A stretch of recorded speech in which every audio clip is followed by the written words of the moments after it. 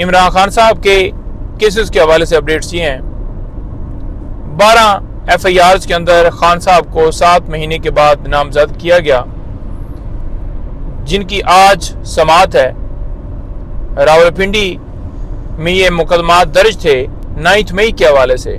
आप ये देख लें कि मुख्तलिफ अदालतें जब जमानतें कन्फर्म उन्होंने की हैं तो उन्होंने बड़ा वाज़ेह तौर पर फैसलों के अंदर कहा है कि कैसे बिहाइंड द बार एक शख्स जो है वो कर सकता है, ना उसके पास फ़ोन है तो उसके ऊपर कैसे रोल डाला जा सकता है कि उसने किसी को कहा हो कि तोड़ फोड़ करें, जलाओ कराओ करें।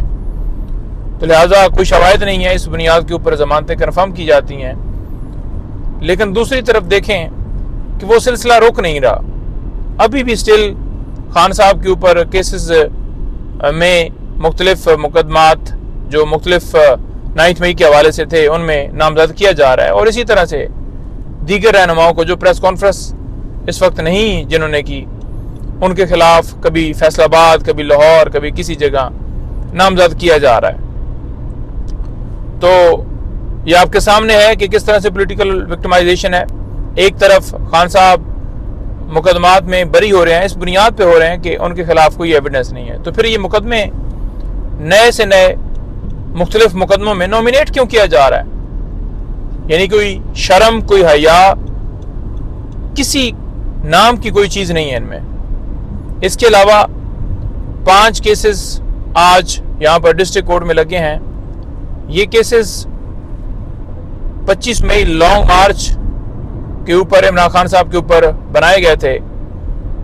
ये जो केसेस हैं जो चल रहे हैं डिस्ट्रिक्ट कोर्ट में,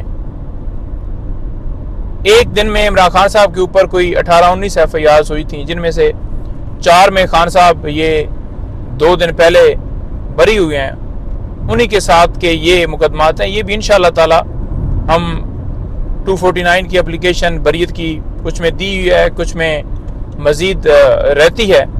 तो वो इंशाअल्लाह ताला गाहे बगाहे आप देखेंगे कि ये बरी होते जाएंगे खान साहब। अच्छा, उसके साथ साथ 2 मुकदमात, PTV हमला केस, पार्लियामेंट हमला केस, ये खान साहब के ऊपर दर्ज किया गया था 2014 में।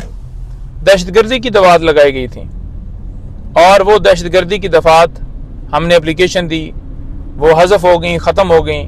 अब जो आम अदालत है, यानी कि दहशतगर्दी की अदालत नहीं है, जो रूटीन वाली कोर्ट्स हैं, तो ये डिस्ट्रिक्ट कोर्ट इस्लामाबाद में ये मुकदमात जो हैं वो चल रहे हैं। इसमें भी हम इंशाल्लाह कोशिश कर रहे हैं। बरीत की दरख्वास्त दी जा चुकी है और अदालत से ये इस्तदा करेंगे कि किसी केस में खान साहब के ऊपर कोई एविडेंस, कोई शवाहिद कोई नहीं पाए जाते, तो लिहाजा इतने लंबे क्यों मुकदमात जो हैं ये चलाए जा रहे हैं। दीगर इसमें जो मुल्ज़मान थे काफ़ी सारे इसमें बरी भी हो चुके हैं, पाकिस्तान तहरीक इंसाफ के रहनुमा।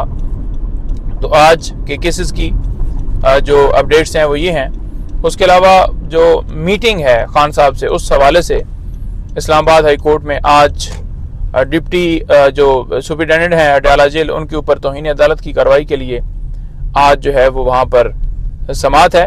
और वो समाअत इसलिए है कि अदालत हुक्म देती है सुपरिटेंडेंट जेल को कि आप खान साहब से मुलाकात करवाएं, इनकी वकला की या रहनुमाओं की। तो आगे से इनकारी है कि ऊपर से अहकामात हैं कि मुलाकात नहीं करवा सकते, तो लिहाजा वो इनकार कर देते हैं। तो फिर हाई कोर्ट जाते हैं, हाई कोर्ट में फिर जो दोबारा हुक्म दिया जाता है किसी मुकदमे में। तो फिर इसी तरह से सिलसिला जारी है और जब हुक्म की तकमील नहीं होती तो तौहीन अदालत की कार्रवाई की दरख्वास्त दी जाती है।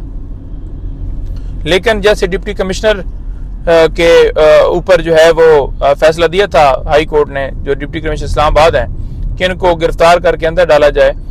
और उसके बाद अब वो जो है हुक्म इम्तना जो है उस ऑर्डर के ऊपर जारी भी हो चुका है।